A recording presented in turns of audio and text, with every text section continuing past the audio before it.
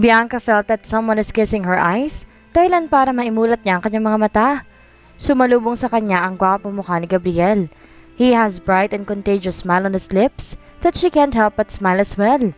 It has been days since magmula na mag-ala Christian Grey si Gabriel. Magmula na mangyari yun, mas lalo pa siya naging komportable kay Gabriel. Sa loob ng mga nakalipas na araw, wala naman nagbago rito. Ganun pa rito ka-sweet at kamaalaga sa kanya. Maging ang pagtibok ng puso niya kapag kasama ang binata ay ganun pa rin. And she is slowly starting to admit it. She is starting to fall in love with Gabriel. She doesn't know how, why, and when it all started. Basta naramdaman na lamang niya. Ngunit gano'n naman talaga ang pagmamahal, hindi ba? Sabi nga nila, love moves in mysterious ways. Ngunit hindi pa rin maalis sa kanya ang mag-guilty dahil sa mga ginagawa niya kasama ang binata at maging sa nararamdaman niya towards Gabriel sa tuwing may nangyayari sa kanilang dalawa. It is clear to her that she is betraying Roxy, pero hindi naman niya mapigilan ang sarili niya na unti-unting nahuhulog kay Gabriel. Natatakot siyang masaktan ng nobya sa oras na malaman ito ang nangyari sa kanila. Ngunit napagdesisyon na niyang saka na lamang niya iisipin yun. For now, she just wanted to enjoy her moment with Gabriel. At isa pa, malapit na rin mong matapos ang isang buwan at di na niya alam kung ano mangyayari pagkatapos ng lahat ng ito. Iniyakap na lamang niya ang kanyang mga braso sa matipunong dibdib ni Gabriel, while his arms were encircled around her waist. Ang isa namang braso nito ay ginawa niyang unan. She could smell his natural manly scent, dahilan para isiksik niya mukha sa leeg nito. Damn! Ang bango talaga ng lalaking to. Hindi nakakasawa ang amoy niya, she thought. Bahagya niyang inilapat ang kanyang mga labi sa leeg nito upang mas maamoy niya ito na maigi. Gabriel chuckled nang maramdaman nito ang ginagawa niyang pagsinghot sa leeg nito. Sweetheart, stop it! Baka hindi ka na naman mapigilan ng sarili ko. Baka makagawa na naman ako ng bagay na sigurado naman ako magugustuhan mo. Gabriel said at tiniin nito ang ibabang bahagi ng katawan nito sa kanyang ibabang katawan dahilan upang maramdaman niya ang sandata na naman ito. Gabriel! Nanlalaki matang saway ni Bianca rito nang maramdaman niya ang paggapang ng isang kamay nito. Lihim siyang napamura. Walang kapaguran talagang lalaking to. What? You should blame yourself. You seduced me kaya ayan tuloy. Nabuhay na naman si Little Gabriel sa baba. Nakangising sagot nito sa kanya. Gabriel naman, pagpahingin mo muna naman ako. Kanina madaling araw pa lang tayo natapos and I am still sore. Nagreklamo niyang tugon dito. Natawa ito sa naging sagot niya bago nito hinalikan ang kanyang mga labi na nakanguso. Okay. Hindi na muna. I won't make love to you. For now. Nakangisin itong sabi saka tumayo. At naghurumentado na naman ang puso niya sa sinabi nito. Make love? Did he just said, make love? She asked herself. Ngunit mabilis din siyang umiling at inalis ang isiping yun. Sa halip ay pinakalma niya ang puso niya abnormal na naman ang pagtibok. Matapos pakalmahin ang puso, ay tiningala niya si Gabriel na nagsisimula na magbihis. Where are you going? Tanong niya rito. I'll cook for our breakfast. Sagot nito bago siya nito hinarap at binigyan siya ng magaang halik sa labi. Nang akmang lalabas na ito ay tinawag niya ito. She rose up from the bed and slowly walked toward Gabriel. Gabriel, ako na. Ikaw na lang palagi nagluluto. Naglalaba at naglilinis sa atin eh. Hayaan mo naman akong magsilbi sa'yo. She told him na makalapit na siya rito. Sweetheart, hayaan mong akong gumawa nun. Hayaan mong pagsilbihan kita hanggang sa makakaya ko. Kasi baka pagkatapos ng isang buwan, hindi ko na magawa ang mga to. We only have 1 week left, right? And after this, baka iwan mo na ako. Gabriel said with a sad smile on his handsome face. And for some reason, tila binibiyak ang puso ni Bianca dahil sa lungkot na nakikita niya sa magagandang mata ni Gabriel. Alam niya at nararamdaman niyang mahal talaga siya ng binata, base na rin sa mga pinapakita nito sa kanya. Ngunit iba pa rin kapag narinig niya iyon mula mismo kay Gabriel. Gusto niyang marinig mula mismo sa bibig nito na kaya siya nito gustong pakasalan ay dahil mahal na mahal siya nito. At hindi lang dahil sa gusto nitong mag-merge ang kanilang mga kumpanya at lalong hindi lang dahil sa pera. She wanted to hear it straight from him that he feels the same way too, na mahal din siya nito. Kaya nga isang linggo na lang natitira at matatapos ng isang buwan na pinag-usapan natin, kaya hayaan mo. Na ako naman ang gumawa ng mga bagay na ginagawa mo para sa akin. Sagot naman niya rito as she genuinely smiled at him na sinuklian din naman ito na nakakatunaw ng ngiti. Okay, sabi mo He replied. Sige, magbibihis lang ako. Pagkatapos magluluto na ako ng breakfast natin, okay? She said and gave him a peck on his lips. Saka siya nagsimula na magbihis. Pagkatapos niya magbihis, kaganda siyang pumunta sa kusina at nagluto ng breakfast nila. Habang nagluluto ay hindi siya nilulubayan ng tingin ni Gabriel. May pagkakataon pa nga niyayakap siya nito mula sa likod na siyang kinagugulat niya. Saka nito hahalik-halikan ang kanyang leeg. At ang kumakain na sila, halos matunaw naman siya sa kinuupuan niya dahil sa kakatitig nito sa kanya. Hindi na nga niya alam kung nakakain ba ito na maayos dahil tuwing magagawi ang tingin niya sa binata, nahuhuli niya itong nakatitig lamang sa kanya. At kapag naman sinasaway niya ito, bibigyan lamang siya nito ng isang nakamamatay na kindat sabay ngiti. Kaya wala na siya nagawa kundi ang kumain na lamang, palihim na kiligin. Diyos ko naman, Bianca, pigil-pigilan mo muna ang kalandian mo habang nasa hapagkainan kayo. Pipiniyang pagkastigo sa sarili. Matapos silang kumain at matapos sila maghugas at maglinis ng kanilang mga pinagkainan, dumiretso na sila sa sala. Gabriel suggested that they should do a movie marathon. Ayaw niya pa sanang pumayag since it's too early and she just wanted to lay down but Gabriel is so persistent. Kaya sa huli wala na siya nagawa. Pumayag na lamang sa gusto nito. So here they are in the sala. Nakaupo lamang siya habang si Gabriel naman ang pumapili ng mga DVD ng pelikula na papanoorin nila. Ito na muna ang panoorin natin, Chainsaw Massacre. Nakarisin itong sabi habang iwinawagayway ang DVD sa harap niya. Ayoko niyan, nakakadiri at saka nakakatakot yan. Pumili ka na lang ng iba. Nakasimangot niyang sabi na ikinatawa naman ito. Wow, marunong ka palang matakot? Akala ko ba matapang ka? Gabriel said with a mischievous grin on his face. At hindi niya alam kung bakit, ngunit tila mas lalo pa itong gumapos sa paningin niya dahil sa pagkakangisi nito. Sige, asarin mo pa ako. Sa ayaw ko nga ng mga ganyang movie Iba na lang, action na lang o di kaya rom-com or romance. Kahit ano basta lang wag lang horror at thriller. Nakasimangot pa rin niyang saad. Fine, masusunod po kamahalan? Gabriel said at naghanap na naman ulit ng bagong pelikula. After a couple of minutes, may dalawang DVD na naman itong iwinawagayway. Malawak pa rin ang isin ito. Ito na lang panoorin natin. Friends with Benefits o di kaya ito na lang. No strings attached. Napailing na lamang siya. Ano pa nga bang ini-expect niya? This guy is one hell of a sex addict. Ano ba yung mga pinili mo? Ang papangit eh. Maraming kahalay na magaganap dyan. Nabuburi yung sagot niya rito bago siya tumayo. At siya na mismo ang pumili ng pelikulang papanoorin ito. Ito na lang, mas maganda yan. Aniya saka ibinigay dito ang DVD ng pelikulang napili niya. Kumunot ang noo ni Gabriel. This? Anito. Tumango naman si Bianca bilang sagot. Lalo lamang kumunot ang noo nito. Seriously? Gusto mong panoorin natin to? This is for kids and we ain't kids anymore. Reklamo nito. What are you saying? For kids? This is for all ages. Bakit? May rule ba na nagsasabing dapat mga bata lang pwedeng manood ng movie na yan? Wala naman na. Sagot niya rito saka sinabayan pa niya ng pag-irap. Iyan ang gusto kong panoorin. Also, nandyan ang ultimate crush ko na si Cara Delevingne. So let's watch that, okay?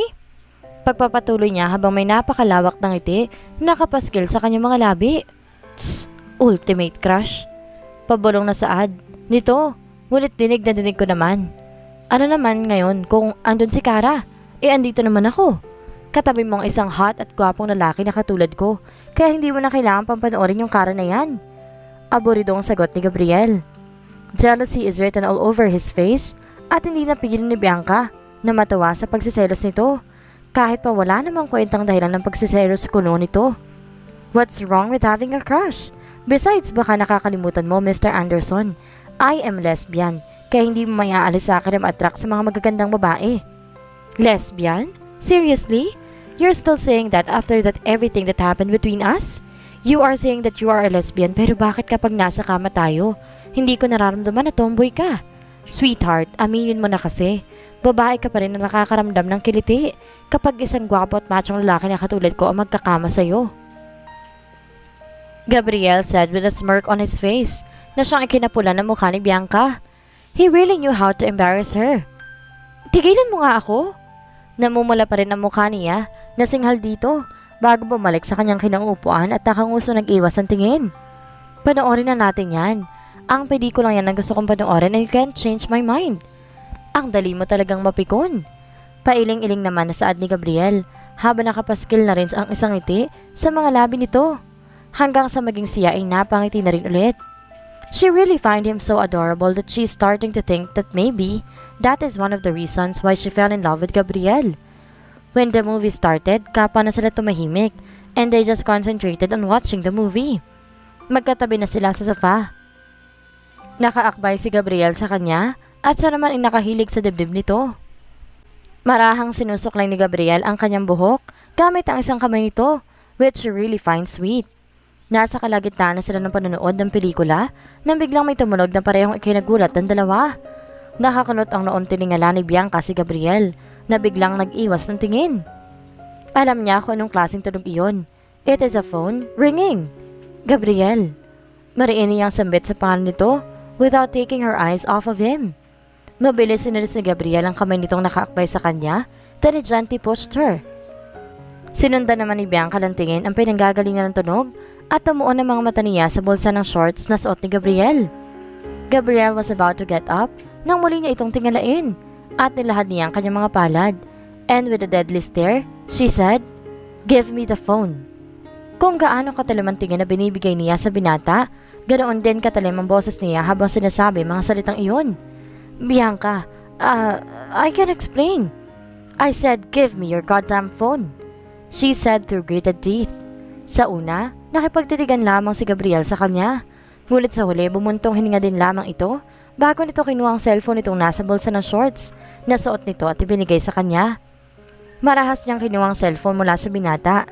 She looked at the phone that is ringing non-stop. Muli niya munang binigyan ng matalim na tingin si Gabriel bago niya ibinalik ang tingin sa cellphone. An unknown number is calling Gabriel. Pinindot niya ang answer button. She was about to say hello when she heard a woman's voice from the other line. "Hello? Gabriel? Babe, my God, where are you? Ilang beses na ako nagpabalik-balik sa opisina mo, but there were no signs of you. I'm worried about you, babe. Asan ka ba ngayon? Gusto na kitang makita. I already miss you and your little Gabriel." Nagpantig ang tenga ni Bianca sa mga narinig niya mula sa babaeng nasa kabilang linya. The woman even sounds so flirty. "Come on, babe. Answer me naman. Don't you miss me? Don't you say that out of all the women you've got in bed, I am your favorite? So how come that you're not contacting me anymore?" "Gabriel, babe?" Napakayumang kamuo ni Bianca and her teeth gritted in anger. "Who is this slut?" "Babe? Babe, sumagot ka naman. Gabriel, answer me." Ngunit bago pa man niya marinig ang sunod na sasabihin nito, pinatay na niya ang tawag at marahas na binagsak ang cellphone sa lamesang nasa harapan nila ni Gabriel, not minding kung magkalasog-lasog pa ang cellphone. Nagulat si Gabriel sa kanyang ginawa dahilan para masigawan niya ito. "What the hell, Bianca?" Anito saka nagmamadaling kinuha ang cellphone at tiningnan kung may sira ba. After checking his phone, binilik nito ang tingin sa kanya. Magkasalubong ang kilay nito. Indikasyon na nainis ito. Muli itong nagtaas ng boses. "Ano ka ba naman? Pwede mo namang ibigay sa akin ng maayos ah. You don't have to put it like that. Don't you raise your voice on me." Pasigaw na rin nasagot ni Bianca sa binata. Marahil nakita nito ang galit sa kanyang mga mata, kaya naman pinakalma nito ang sarili at bumalik sa pagiging maamo mukha nito. Pero hindi yun tatalab sa kanya ngayon. "Leche, may pa-sweetheart pa sa akin ng gago. Tapos may ibang babae pala. Busy talaga," she thought as she kept on cursing inside her head. "Okay, I'm sorry if I yelled at you. I was just surprised. I did not mean to raise my voice on you, sweetheart." Anito at sinubukan lumapit sa kanya, pero hindi niya ito hinayaan. "Huwag mo ako matawag-tawag na sweetheart. Magsama kayo ng honey mo," she said and marched her way to the bedroom, leaving Gabriel with his mouth hanging. Leche siya, doon na siya sa babae niya. Nagingit-ngit sa galit na pabulong niyang saad. Napapantastiko ang sinundan na lamang ni Gabriel. Ang ngayon ay naglalakad at nagdadabog na si Bianca patungo sa kwartong inuukupan nila. Alam naman niyang magagalit ito kapag nalaman itong nagtatago siya ng cellphone, pero hindi naman ganoon kalala ang reaksyon na inaasahan niya. Sino ba naman kasing walang hiyan tumatawag sa kanya? Ang galing tumiming. And speaking of his phone, muli na naman itong nagring. Mabuti na lamang at hindi ito nabasag nang pabagsak itong inilagay ni Bianca. Tiningnan niya kung sinong tumatawag. At katulad nga na naging reaksyon ni Bianca, nang sagutin nito ang tawag, kumunot ang kanyang noo na makitang it is an unknown number. Hindi niya galing sumagot ng mga tawag mula sa mga hindi naman nakasave na number sa cellphone niya. Pero gusto niyang malaman kung sino ito at kung sino at ano ang sinabi nito that made Bianca even more upset. Hello? Who's this? Formal niyang sabi matapos niyang sagutin ang tawag. Babe, it's me, Tiffany. Masayang tugon naman ng babae mula sa kabilang linya. Lalo lamang lumukot ang kanyang noo at sa huling natampal na lamang niya ang kanyang noo. Ngayon ay alam na niya kung bakit ganoon na lamang ang naging reaksyon ni Bianca. It's Tiffany at malamang kung ano na naman ang mga pinagsasabi nito. Nakilala niya si Tiffany 2 years ago. Matagal na niyang alam na may gusto sa kanya ang babae. And he must admit, he took advantage of the woman's feelings and eventually, she became one of his buddies. Tiffany is one of those women that he kept on use in bed while imagining it was Bianca. And yes, he is a jackass for that. Ngunit matagal na niya itong hindi kinikita. He even changed his phone number para hindi na siya nito makontakt. He is avoiding the woman on purpose. Lalo na nagkasundo na sila ng mga magulang ni Bianca na ipapakasal lamang ito ang unika ihan ng mga ito sa kanya. Also, he has already rejected the woman countless of times, but the lady just doesn't know when to give up. At ito na naman niya ngayon. Bumuntong hininga siya. How did you get my number? I have my own ways, babe. And by the way, bakit mo naman pinatay ang tawag ko kanina? Didn't you miss me? Salita ako ng salita, wala ka na pala. Where are you ba kasi? I already miss you. Tiffany said in a flirty way. Anong sinabi mo kanina? He asked her through gritted teeth. Babe, ano ka ba? Kakausap lang natin kanina. Weren't you listening? Anito sa pinalandi pa ring tinig that made his blood boil. He is pretty sure that Tiffany said something indecent and something stupid again. Just tell me, Tiffany. Aniya. Bawat letrang lumalabas sa bibig niya ay may halong riin. Ipinapahiwati kay Tiffany na ayaw niya makipaglaro at makipaglandian dito. At mukhang naiintindihan naman yun ni Tiffany dahil sa pagiging malandi, nagkaroon na ng bahay ng inis sa boses ito. Fine, I just asked lang naman kung nasan ka and I said that I miss you and your sword. Napamura si Gabriel. Bakit ba kasi?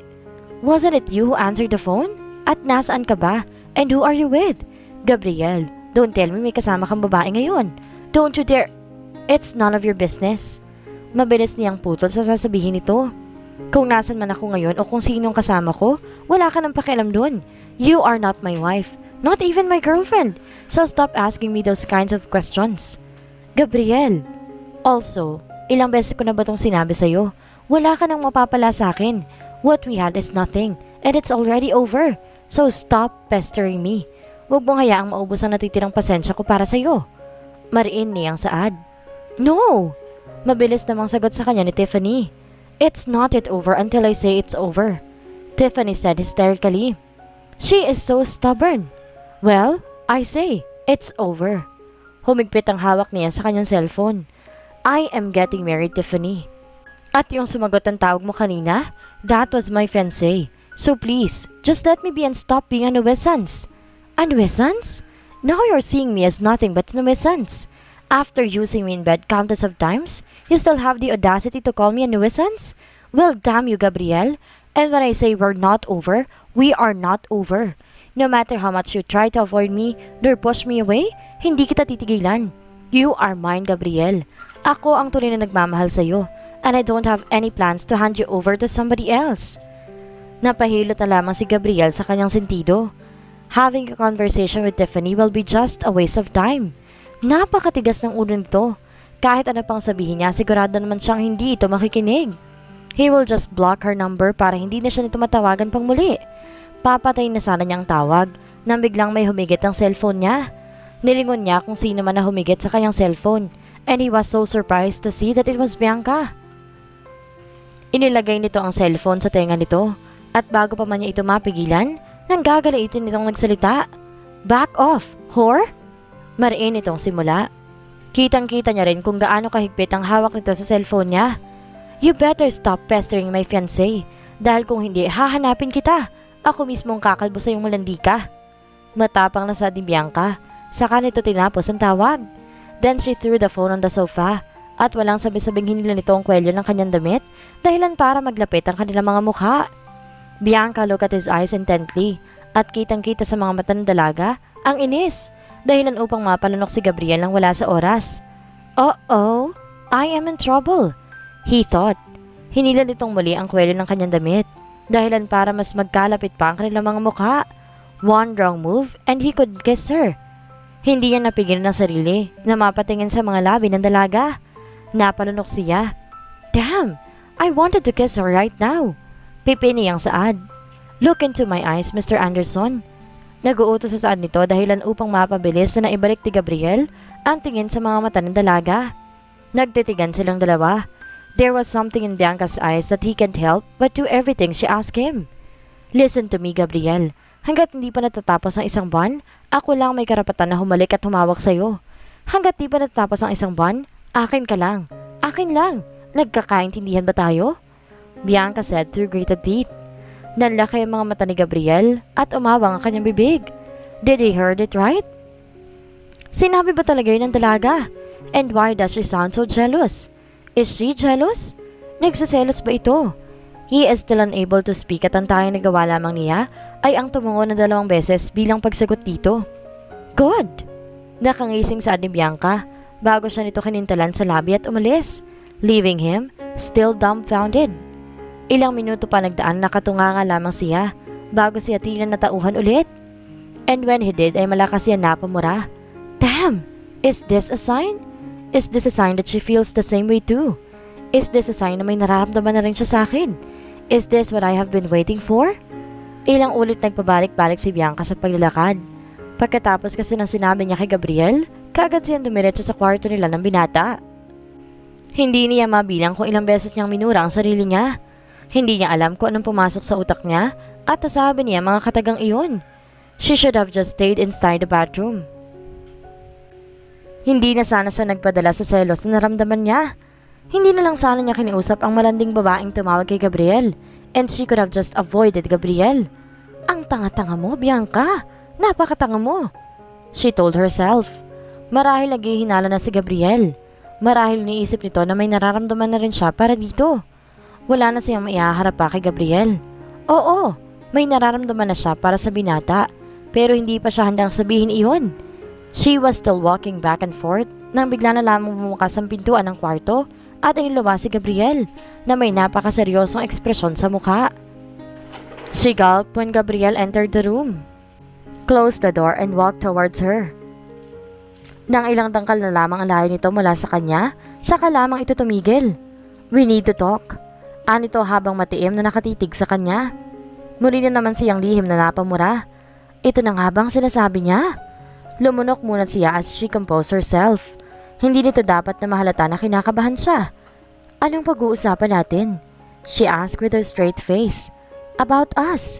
Mabilis namang sagot ni Gabriel without taking his eyes off of her. Muli na naman siyang napalunok, ngunit pilit niya pa rin nilalabanan ng kaba na nadarama niya. Taas niyo na itong sinagot kahit pa napakalakas na ng tibok ng puso niya. "Then there is nothing for us to talk about, since in the first place, there is no us." She gulped. For the 3rd time na makita niya ang pagiging ng mga panga nito, indikasyon na hindi nito nagustuhan na naging sagot niya. Trumipre din ang lakas at bilis ng tibok ng puso niya nang muli itong humakbang palapit sa kanya, hanggang sa magdikit na ang kanilang mga katawan. "Gabriel," sambit niya sa pangalan nito habang sinusubukan niyang umatras.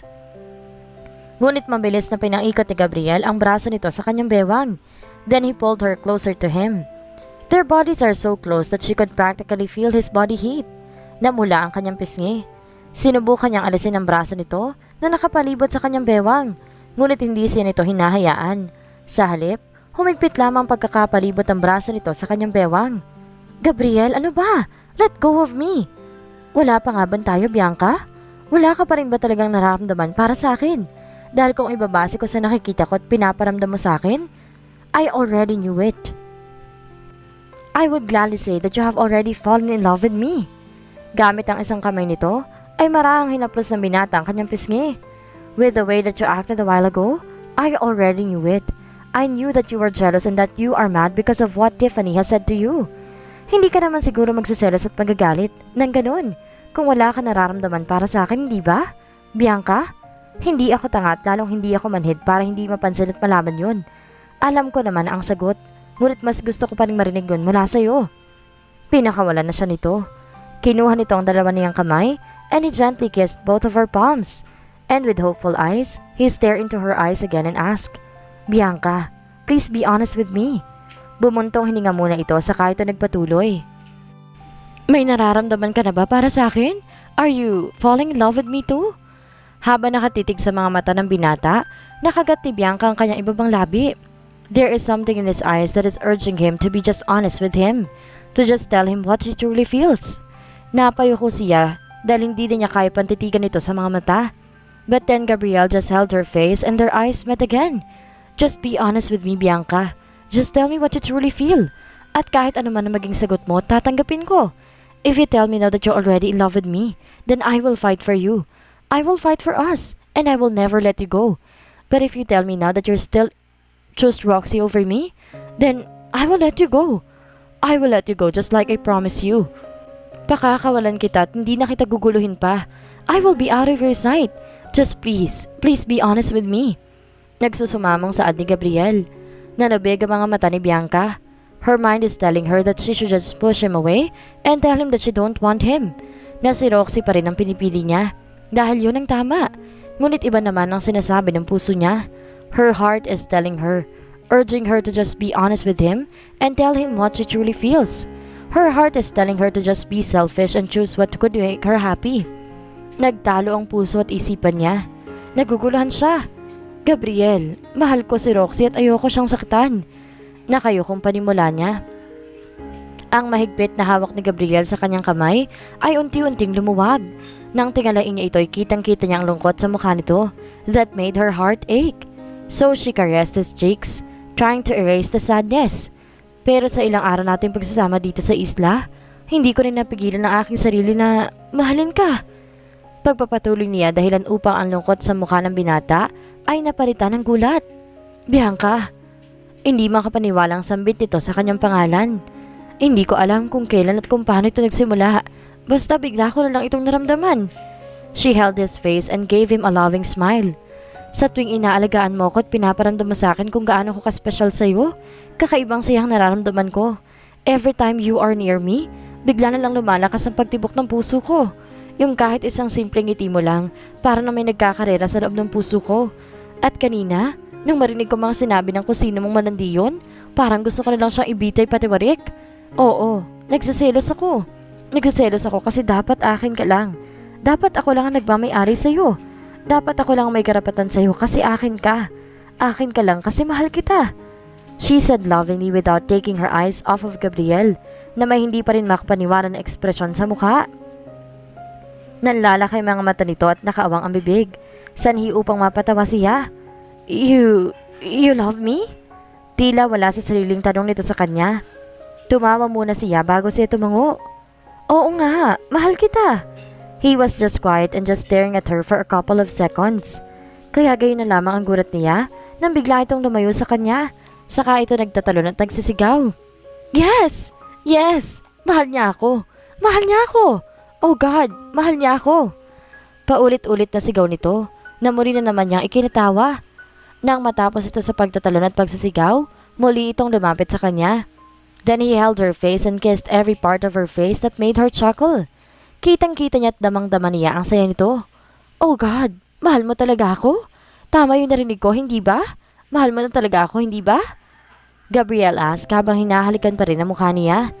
I already said yes, remember? Sagot niya dito bago niya kinulong ang mukha nito gamit ang kanyang mga palad. Ikaw ba, mahal mo ba ako? Tanong niya pabalik dito. Tinatanong pa ba yan? Sa tingin mo ba kikidnapin kita at aangkinin kitang paulit-ulit kung hindi kita mahal? Bianca, I love you, and you are the woman that I wanted to spend the rest of my life with. And I just wanted you to know that I want to marry you. Not because gusto ko mag-merge sa mga kumpanya ng pamilya natin, kung hindi dahil mahal kita. The moment I laid my eyes on you, nabihag mo na kaagad ang puso ko. You just don't know how happy I am, Bianca. You just made me the happiest man on the planet today. Andito sa kasya nito ni Yakap na mahigpit, na mabilis naman niyang tinugon. Nang pakawalan siya nito mula sa pagkakayakap, muli nitong ikinulong ang kanyang mukha gamit ang mga palad nito. Then he kissed her forehead, her eyes, her nose, and brushed his lips on hers again while staring lovingly into her eyes. I love you, Bianca, and I swear, hindi na kita pakakawalan pa. You are mine and mine alone. And with that, he sealed her lips with his lips. Hinihingal at kapapawisan na bumagsak sa kama si Bianca at Gabriel. Kakatapos naman nila sa isang mainit na pagtatalik. It has been days since Bianca confessed to Gabriel at masasabi niyang sa loob na nagdaang araw, napakasaya na sa piling nito. Walang araw na hindi nito pinaparamdam sa kanya ang pagmamahal nito. Walang araw din na hindi nito sinasabi ang katagang, I love you. At aaminin niya na sa bawat araw, mas lalong lumalalim ang pagmamahal niya para sa binata. Yumakap siya sa katawan nito, saka niya ginawang unan ang braso nito. She really felt good when she is in his arms. Kapag nasa bisig siya nito, pakiramdam niya ay safe siya at walang kahit sino mang makakapanakit sa kanya. Gabriel? Pagkuha nito ng atensyon niya. Tugon naman ng binata. I'm actually curious about this. Bahagya siyang tumagilid at bahagya niya ring itinaas ang itaas na bahagi ng kanyang hubad na katawan. Then she looked at Gabriel with curiosity in her eyes. How did you know that it was me when we haven't even met yet? And oh, I remember you said that the moment you laid your eyes on me, nabihag ko na ang puso mo. Then, does that mean that we've already met before? When, where, and how? Sunod-sunod niyang tanong na bahagyang ikinatawa ni Gabriel.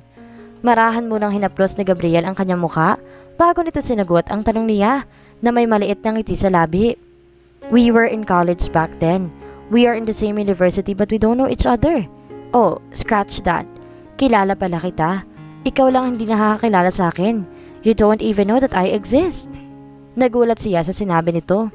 Kung ganon, matagal na siyang kilala nito. Talaga? Pero paano mo naman ako nakilala? Hindi naman ako sikat dati nung college para makilala mo ko. Did our paths somehow cross? Pero kung ganon, then kahit paano naman siguro, mamumukhaan kita. I mean, with that handsome face of yours, I'm pretty sure na kahit paano magiging pamilyar ka sa akin. But no, I don't have any recollection of meeting you before. Pinilit ni Bianca na alalahanin kung nakita niya ito dati, pero wala talaga siyang makaalala na nagkakilala o nakita na niya ito. Hindi mo talaga ako makikilala. For the Gabriel that was in college is totally different from the Gabriel now. Anito. Bumuntong hininga muna ito bago ito nagpatuloy sa pagsasalita. I am totally different before, sweetheart.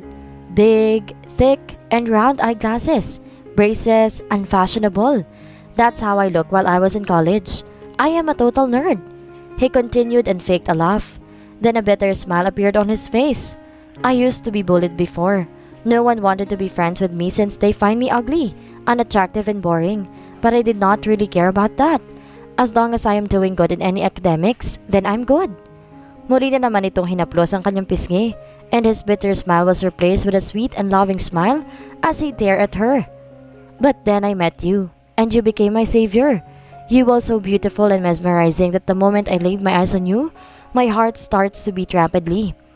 He was smiling and looked at the ceiling. Tila ba may inaalala ito? For the whole duration of the school year, wala akong ibang ginawa kung di tingnan ka lang sa malayo. I tried to approach you pero kapag gusto ko nang gawin, bigla na lang akong dinadaga. Isa pa naisip ko rin na baka hindi mo ako pansinin dahil sa itsura ko. I was scared. Kaya hanggang graduate ako, hanggang tingin lang ang nagawa ko sa'yo. Pero kahit graduate na ako, hindi pa rin ako tumitigil sa pagtingin sa'yo mula sa malayo. I always follow you wherever you go and whatever you do. He chuckled upon saying that. So, you became my stalker? She asked while grinning from ear to ear. Tumawang muli si Gabriel. Well, parang gano'n na nga. Pero hindi mo naman ako masisisi. You are so beautiful, kind, and a very loving daughter. You're almost perfect, Bianca. Kaya naman hulog na hulog ako sa'yo. Kahit nung nalaman kong tomboy ka ay hindi pa rin nagbago ang nararamdaman ko. Sa halip ay tuminti lamang ang pagmamahal ko sa'yo. I tried, Bianca. Pinilit ko ang sarili kong kalimutan ang nararamdaman ko para sa'yo. Pero sa tuwing nakikita kita o kahit naririnig ko man lang ang pangalan mo, bumibilis ka agad ang tibok ng puso ko. You don't know how jealous I was with those guys and girls na nakakausap ka at nahahawakan ka. You don't know how I tried to murder them in my mind. Gabriel said through gritted teeth, and Bianca can clearly see jealousy in his handsome face. Sinubukan ko ulit na lapitan ka. Nag-practice pa nga ako ng mga sasabihin ko kapag nagkaharap na kita. Pero, noong nakita kita nakasamang Alex na yon, I realized na hindi pala tayo bagay. You are beautiful, smart, and quite popular. At hindi ka nababagay sa isang katulad ko na kumanamit para nagbebenta ng mga encyclopedia. Ni hindi ko pa nga napapatunayan ng sarili ko. Mas lalo pa ako nandumo nang malaman kong may girlfriend ko na. I was hurt. I was badly hurt. Every time she kisses you, hugs you, holds your hand and even tells you how much she loves you, sobrang inggit ang nararamdaman ko. I was wishing it was me, Bianca. I was wishing na sana ako na lang ang humahalik sa'yo, yumayakap sa'yo at humahawak sa kamay mo. I was wishing na sana masabi ko rin sa'yo kung gaano kita kamahal, na sana maiparamdam ko rin sa'yo ang pagmamahal ko. He looked at her lovingly again, and it made her heart beat rapidly. But it doesn't matter to me now. Ang importante sa akin ay ngayon, nandito ka na. Kasama kita at mahal natin ang isa't isa. Anito na may ngiti sa mga labi. Hearing those from Gabriel gave her an unconditional happiness. At dahil sa kasiyahang kanyang nadarama, hindi na niya napigilan ang kanyang sarili. She grabbed his nape and kissed him on his lips. Kaagad namang sinuklian ni Gabriel ang halik na ibinibigay niya at nang maghiwalay ang kanilang mga labi, nagtitigan silang dalawa at ginitian ang isa't isa. Naputol lang kanilang pagtititigan nang biglang tumunog ang cellphone ni Gabriel na nakapatong sa lumisita at nasa gilid ng kama. I'll take the call. Paalam nito sa kanya. Tumango naman si Bianca bilang sagot. Sinagot nga nito ang tawag at makalipas ang ilang minuto, napakikinig nito sa kung sino mang nasa kabilang linya, kumunot ang noon nito. When the call ended, Gabriel looked at her with a worried look on his face. Bigla siyang kinabahan. What is it? May problema ba? Nag-aalala niyang tanong rito. Saglit muna itong natahimik bago nito sinagot ang tanong niya. Your parents are in the hospital right now. Naaksidente sila. Gabriel said and she swore. She felt her heart stop beating for a second. They were on their way to Manila at hindi niya na alam kung anong gagawin niya. Nang sabihin ni Gabriel na aksidente ang kanyang mga magulang, halos mahimatay na siya sa naghahalong gulat, takot at kaba na kanyang nadarama. Kaya naman kaagad niyang sinabi kay Gabriel na umuwi na sila, na kaagad namang sinang-ayunan nito. Kaagad itong tinawagan ng sekretarya upang magpadala ng chopper at ilang minuto nga lamang dumating na sila sa Maynila. Nang marating nila ang Maynila, nakahanda na sa sasakyan nila patungo sa ospital kung nasaan ang kanyang mga magulang. And while they were on their way to the hospital, mas lalo pang tumindi ang kaba na kanyang naramdaman. Paulit-ulit siyang nagdasal. Natatawag na nga ata niya halos lahat ng santo para ipagdasal na sana maayos ng kalagayan ng kanyang mga magulang. At sa buong durasyon ng kanilang biyahe, hindi binitawan ni Gabriel ang kanyang kamay. Everything will be okay, Bianca. Your parents can get through this. Malakas sila, hindi ba? Malalampasan nila to. He softly told her and cupped her face with his two hands. Ano man ang mangyari, always remember andito lang ako, okay? I will never leave you. Sweetheart, everything is going to be fine, sweetheart. Everything is going to be fine. He continued and smiled at her genuinely, saka siya nito niyakap na mahigpit at hinalikan ng tuktok ng kanyang ulo. You think they will be fine? She asked as she hugged him back. Of course, they will. Kilala mo mga magulang mo. Hindi sila kaagad sumusuko. Kaya sigurado kung hindi rin sila susuko sa pagsubok na to. Just keep on praying for them. Sweetheart, and they will be fine. He assured her. At dahil sa sinabi nito, kahit papaano na panatag ang loob ni Bianca. Tama ito. Malalakas at matatapang ang mga magulang niya. They can get through this. Nang kumawala siya sa yakap nito, ay kanyang ikinulong ang mukha gamit ang kanyang mga palad. Thank you, Gabriel. Thank you for coming here with me. Kung wala ka siguro dito sa tabi ko ngayon, baka hindi ko na alam ang gagawin ko. She sincerely told him. Kinuha naman ito ang isa niyang kamay at hinalikan ito. Ang isa naman niyang kamay ay kinuha nito at inihaplos sa pisngi nito. Basta kahit anong mangyari, andito lang ako. Hindi kita iiwan. Kung asan ka, andun din ako. I love you so much, Bianca. At kahit impyerno pang pupuntahan mo, sasama ako. Dahil simula sa araw na to, hindi ka na nag-iisa. Dalawa na tayo, Bianca. Dalawa na tayong haharap sa mga problemang darating. Hindi kita iiwan. Just promise me that you won't leave me and that you won't let me leave you. Nakangiti siyang tumango. Promise. Tugon niya sa kamuling niyakap ang binata. I love you, Bianca. Pabulong nitong saad habang magkayakap pa rin silang dalawa. Lumawak naman ang kanyang ngiti. I love you too, Gabriel. She answered at mas hinigpitan pa ang yakap sa binata. Matapos ang hindi niya alam kung ilang minutong biyahe nila, narating na rin nila ang ospital. Pagkapasok ng ospital, kagad silang nagtanong ng tungkol sa kanya mga magulang. Then they rushed to the emergency room, kung saan naroon ang kanyang mga magulang at saktong pagdating nila, siya ring paglabas ng doktor. Sino mga kamag-anak ng pasyente? Tanong ng doktor. Mabilis naman silang lumapit sa doktor. Ako po ang anak nila. Kamusta po mga magulang ko? Okay na po ba sila? Ligtas na ba sila? Sunod-sunod niyang tanong sa doktor. Calm down, miss. Both of them are now in good condition. Mabuti na lang hindi malaki na tamo nilang mga sugat. But for now, itatransfer na muna namin sila sa kanilang private room.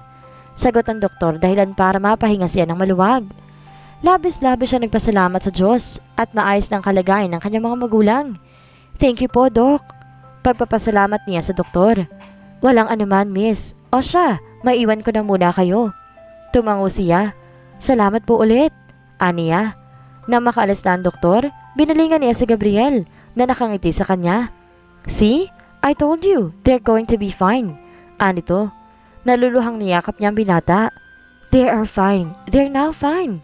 Sumisinghot na saad niya. Yes, they are fine now, sweetheart. Okay na sila. Pabulong nitong saad habang hinahagod nito ang kanyang likod at hinahalik-halikan ng tuktok ng kanyang ulo. Ang takot at kabang nadarama niya kanina, tila mula na biglang naglaho. She is now at ease, knowing that her parents are now safe. At iba yung sayang nadarama niya.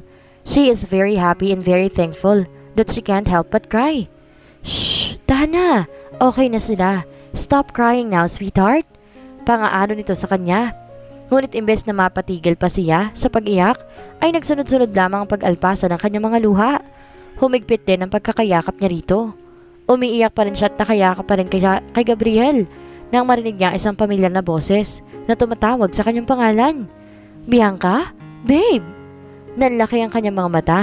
Nanigas ang kanyang katawan. Bianca? Ikaw ba yan? Muling tanong ng pamilyar na boses na iyon. That familiar voice. She knew who is the owner of that familiar voice. Dahan-dahan siyang bumitaw mula sa pagkakayakap kay Gabriel. And without wiping the tears on her face, kinakabahan at dahan-dahan niyang nilingon ang pinanggagalingan ng pamilyar na boses na iyon. At ganoon na lamang ang pag-awang ng bibig ng taong nagmamay-ari ng pamilyar na boses na iyon when she finally faced her. Roxy? Sambit niya sa pangalan ng nobya. Kitang-kita ni Gabriel ang kaba sa mukha ni Bianca nang lingon nito ang nobya nito na si Roxy at tila hindi makapaniwalang nasa harapan na nito ang nobya. Roxy. Kinakabang sambit nito sa pangalan ng nobya. Fear and nervousness can be written all over Bianca's face. So he tried to reach for her hand, trying to tell her to calm down. Ngunit ganoon na lamang ang gulat ni Gabriel nang mabilis itong iniwas ang kamay nito. Nakakunot ang noon na tiningnan niya ang mukha nito, but Bianca was not looking at him, sapagkat ang mga mata nito ay nakatuon kay Roxy. Anong Ngunit hindi pa man natatapos ni Bianca ang sasabihin, tinakbo na ito ni Roxy at mahigpit itong hiyakap. Nang bitawan ni Roxy si Bianca mula sa pagkakayakap, ikinulong naman ito ang mukha ni Bianca gamit ang mga palad nito. Oh my God, Bianca! I miss you so much! San ka ba nanggaling? Alam mo bang sobrang nag-alala ko sa'yo? I've searched for you everywhere but you are nowhere to be found. San ka ba nagpupunta? Kahit si Alex hindi alam ko nasan ka. Bianca, where the hell have you been? Did something happen to you? Sunod-sunod ang tanong nito. Kitang-kita ni Gabriel ang pag-aalala sa mukha ni Roxy. But what really caught his attention ay ang mga kamay nito na nasa mukha ni Bianca. Kumuyom ang kanyang kamao. Bumangon ng selos sa kanyang puso. And what's making it worse is that Bianca is not doing anything. Anong ginagawa mo dito? Tanong pabalik ni Bianca. Hindi man lamang ito nag-abalang sagutin ang mga katanungan ni Roxy. Pero bigla na lamang umiyak si Roxy dahilan para mataranta si Bianca at nagsimula itong aluin ang umiiyak na nobya. While Gabriel on the other hand was just staring at them habang mga kamao ay mahigpit na nakakuyom. My mom, she had a heart attack. Bianca, at masama ang lagay niya. I don't know what to do, Bianca. Mabuti na lang andito ka na. I need you right now, Bianca. I need you. Umiiyak nitong saad saka muling lumakap kay Bianca. At ganun lamang ang pag-igtingan ng mga panga ni Gabriel nang yakapin ito pabalik ni Bianca. Lihim siyang napamura. Gustong-gusto niyang hablutin si Bianca at ilayo ito mula kay Roxy. Pero pinigilan niya ang sarili. Hindi muna siya makikialam. Hindi muna. Bianca didn't say anything. Niyakap lang nito ang nobya at hinahaplos ang likod nito. Waring pinapakalma nito nang kumalma na si Roxy. Saka lamang ito bumitaw sa pagkakayakap kay Bianca. At nang magawi ang tingin nito kay Gabriel, kumunot ang noon nito. Babe, who is she? Tanong nito. Nanlalaki mga matang lingon siya ni Bianca. She is lost for words. Tila hindi dito alam kung ano ang sasabihin. Sinalubong niya mga mata nito. Nagkatitigan silang dalawa. Ngunit ilang sandali lamang at nag-iwas na ito ng tingin. Sinagot nito ang katanungan ni Roxy na siyang nagdulot ng kakaibang sakit sa kanyang puso. He is just a friend. Kaibigan ko lang siya. Mapait siyang napangiti. Just a friend, ha? Ano ang gagawin ni Gabriel? Ngayon nakabalik na si Bianca sa kanyang pamilya at sa nobya nito. Ituloy pa kaya ng mga magulang ni Bianca ang pagpapakasal ng kanilang anak kay Gabriel? Paano niya ipaglalaban si Bianca? Yan ang ating aalamin sa susunod nating kabanata.